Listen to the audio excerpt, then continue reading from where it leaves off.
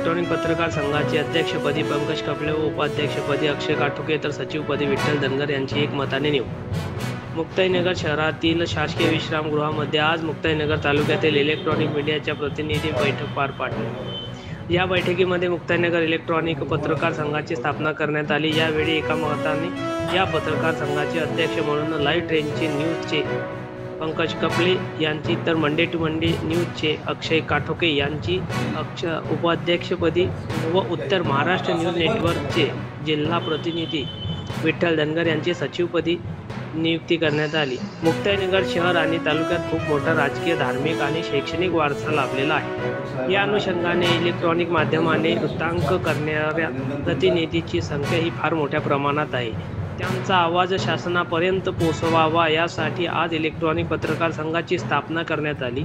यावेळी तालुक्यातील इलेक्ट्रॉनिक मीडियाचे प्रतिनिधी उपस्थित होते।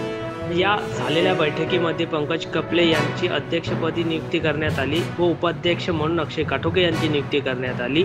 सचिव म्हणून विठ्ठल धनगर यांची नियुक्ती करण्यात आली। तसेच स्टार भारत लाईव्ह एक्सप्रेसचे संपादक सचिन झनके यांची खजिनदार म्हणून नियुक्ती करण्यात आली। या पत्र म्हणून प्रमोद सौंदर्य व दत्तात्रय गुरव यांची नियुक्ती करण्यात आली।